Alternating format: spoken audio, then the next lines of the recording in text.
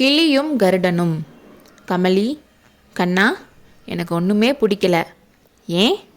புது தளபதிக்கு வந்த வாழ்க்கையை நினச்சா எனக்கு கோபமாக வருது. கோவிச்சு என்ன பண்ண போகிற? அவர் யுத்த காலத்துக்கு போய் வீராதி வீரன்னு பேர் எடுத்துகிட்டு வந்திருக்காரு. யுத்தத்துக்கு போகணும்னு என்னோட மனசும் தான் துடியாக துடிச்சிட்ருக்கு. யார் குறுக்க வந்து நிற்கிறாங்க? வேற யார்? மாமல்லர் தான். மாமல்லருக்கு ஏன் நான் ரதசாரதி ஆனேன்னு இருக்குது. அவரால் தான் நானும் இங்கேயே இருக்க மாதிரி இருக்குது.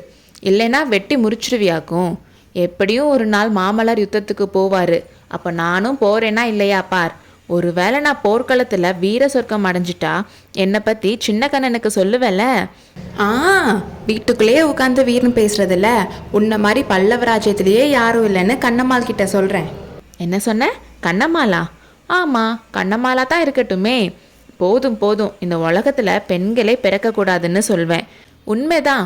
ஆம்பளைங்க இருக்க உலகத்தில் கடவுள் பெண்களை படைக்கவே கூடாது தான். உங்களால் நாங்கள் படுற கஷ்டம் எவ்வளோன்னு உணர்கிற சக்தி கூட உங்களுக்கு இல்லை. இது என்ன அபாண்டமான பள்ளி கமலி? உங்களை நாங்கள் அப்படி என்ன கஷ்டப்படுத்துகிறோம்? கொஞ்ச நேரத்துக்கு முன்னாடி யுத்தத்துக்கு போய் செத்து போக போகிறேன்னு சொன்னியே, அது என்னை கஷ்டப்படுத்தாதா? 8 மாதமா சிவகாமியை மாமல்லர் போய் பார்க்காம இருக்காரே, அது அவளை கஷ்டப்படுத்தாதா? எப்போவுமே உன் தங்கச்சியை பற்றி தான் உனக்கு நினைப்பு, வேற யோசனையே இல்லை. ஆமாம் கண்ணா, கொஞ்ச நாளாகவே அவளை பற்றி தான் யோசிச்சுட்ருக்கேன். யோசிக்க யோசிக்க ரொம்ப கஷ்டமாக இருக்குது. சிவகாமி எதுக்கு மாமல்லரை காதலிச்சான்னு இருக்குது. கிளி கிளியோடையும் குயில் குயிலோடையும் தான் வாழணும். மரத்தில் இருக்க கிளி வானத்தில் பறக்கிற கருடனுக்கு மாலை போட ஆசைப்படலாமா? இதென்ன கமலி இப்படி பேசுகிற?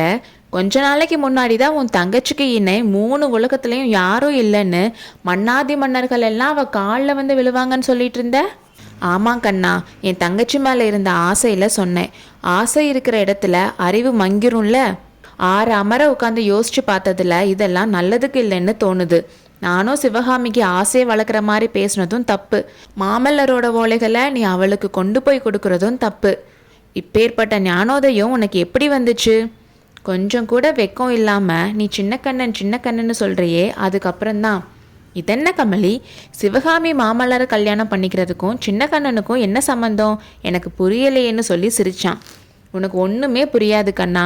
குதிரையோட பழகி பழகி உனக்கும் குதிரைக்கு இருக்க அறிவு தான் இருக்குது. இதோ பார் கமலி, என்னை பற்றி எதுனாலும் பேசு, குதிரையை பற்றி ஒன்றும் சொல்லாத. குதிரைகளுக்கு இருக்க அறிவு மனுஷங்களுக்கு இருந்தால் இந்த உலகம் எவ்வளவோ நல்லா இருக்கும்னு சொன்னான். குதிரையை பற்றி கமலி கேவலமாக சொன்னதும் கண்ணனுக்கு உண்மையாகவே கோபம் வந்துருச்சு. அதனால் கொஞ்ச நேரம் 2 பேரும் பேசாமல் இருந்தாங்க. அப்புறம் கண்ணன் தான், நீ என்னதான் சொல்கிற கமலி? மாமல்லர் சிவகாமியை கல்யாணம் பண்ண என்ன தடை? கண்ணா, இவ்வளோ நாள் நீ அரண்மனையில் வேலை செஞ்சோம், அதோட நடைமுறை உனக்கு தெரியலையே. அரண்மனை வாரிசுகளோட கல்யாணம் நம்ம கல்யாணம் மாதிரியா? மாமல்லரோட மகன் ஒரு நாள் இந்த காஞ்சி சிம்மாசனத்தில் உட்கார வேண்டி வரும்ல. ஒரு சிற்பியோட மகள் வயிற்றில் பிறக்கிற பிள்ளைய பல்லவ சிம்மாசனத்தில் ஏற்ற முடியுமா? ஏன் முடியாது? சிம்மாசனம் ஒன்றும் உயரம் இல்லையே, நானே தூக்கி அதில் உட்கார வச்சிருவேன். விளையாடாத கண்ணா. சிற்பியோட பேரன் சிம்மாசனம் ஏறுறதுக்கு நாட்டில் இருக்கிறவங்க சம்மதிப்பாங்களா? அது மட்டும் இல்லை, மகேந்திர பல்லவரோட சித்தப்பா பேரன் ஒருத்தன் வேங்கிபுரத்தில் இருக்கானே ஆதித்தவர்மன், அவன் சிம்மாசனத்துக்கு போட்டிக்கு வரமாட்டானா? வரமாட்டான் கமலி. வேங்கிபுரம் அடியோடு அழிஞ்சிருச்சு, இனிமேல் அவன் வரமாட்டான். நம்ம மாமல்லர் மற்றவங்க மாதிரி இல்லை. ஆசைக்கு சிவகாமியை வச்சுட்டு பட்டத்துக்கு இன்னொரு பொண்ணை கல்யாணம் பண்ணிக்க மாட்டாருன்னு மகேந்திரருக்கும் தெரியும். ராமன் மாதிரி ஏகபத்னி விரதம் கொண்டவர்ல நம்ம மாமல்லர். ஆமாம் கமலி, சந்தேகமே இல்லை. மாமல்லர் அந்த விஷயத்தில் ராமனையும் கண்ணனையும் போல. கோகுலத்து கண்ணனை சொல்லலை, அயோத்தி ராமனையும் இந்த காஞ்சி கண்ணனையும் போலன்னு சொன்னதும் கமலிக்கு சிரிப்பு வந்துருச்சு. எனக்கு அதிசயமாக இருக்குது கமலி, உனக்கு எப்படி இதெல்லாம் தெரிஞ்சது? கொஞ்சம் யோசிச்சு பார்த்ததுல தெரிஞ்சது, மீதி ஒட்டு கேட்டதில் தெரிஞ்சது. என்ன ஒட்டு கேட்ட? எப்போ? 4-5 நாளுக்கு முன்னாடி நீ வீட்டில் இல்லாதப்போ ஒரு மனுஷன் இங்கே வந்திருந்தாரு. அவரும் மாமாவும் ரொம்ப நேரம் பேசிகிட்டு இருந்தாங்க. சிவகாமியோட பேரை காதில் விழுந்ததும் கதவுக்கு பின்னாடி நின்று ஒட்டு கேட்டேன். இதெல்லாம் அவங்க பேசிகிட்டு இருந்தது. அது மட்டும் இல்லாமல் மாமல்லர் எழுதின ஓலையை நீ சிவகாமிக்கு கொண்டு போய் கொடுக்குறதும் உன் அப்பாவுக்கு தெரிஞ்சிருக்கு. அதை பற்றி அந்த மனுஷன்கிட்ட சொல்லிட்டு இருந்தாரு. அப்படியா? அந்த கிழக்கோட்டா, அந்த ராவண சந்நியாசி, அந்த ருத்ராட்ச பூனை அப்படியா செஞ்சிட்ருக்குன்னு அவன் அப்பாவை ரொம்ப மரியாதையாக பேசிகிட்டு இருந்தான். உடனே கமலி அவனோட வாயை மூடினான். அந்த புது மனுஷன் யாருன்னு தெரியுமா கமலின்னு கேட்டான். தெரியாது கண்ணா, அவரை நான் பார்த்ததே இல்லைன்னு சொன்னான். அந்த டைமில் தெருவில் ரொம்ப ஸ்பீடாக ஒரு குதிரை வர சத்தம் கேட்டுச்சு.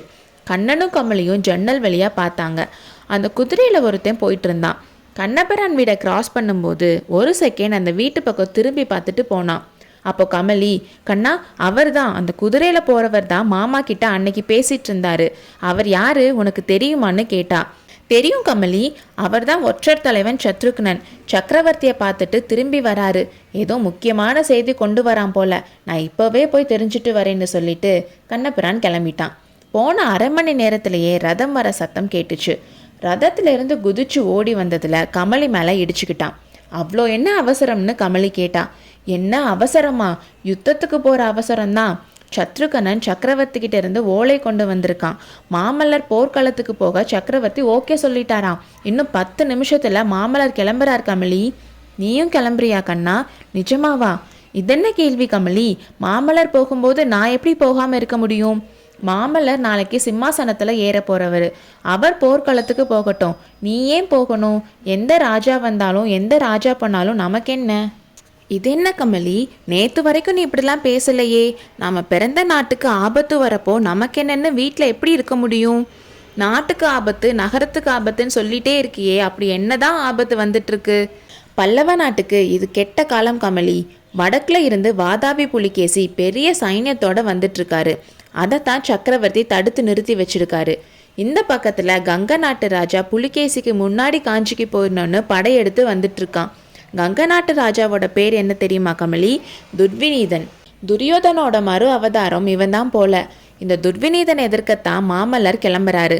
நானும் அவரோட கிளம்புறேன். இத்தனை நாளும் எப்போ வரும்னு நான் ஏங்கிட்டு இருந்த நாள் வந்திருக்கு. முழு மனசோட உற்சாகமாக என்னை அனுப்பி வை கமலி. கண்ணா, நான் என்ன பண்ணட்டும்? எனக்கு உற்சாகமாகவே இல்லை. என் தங்கச்சி சிவகாமியை நினைக்க இன்னும் கவலை அதிகமாக தான் ஆகுது. அவள் தலைவிதி என்னவோன்னு சொன்னான். ஐயோ, முக்கியமான விஷயத்த சொல்ல மறந்துட்டேன் கமலி.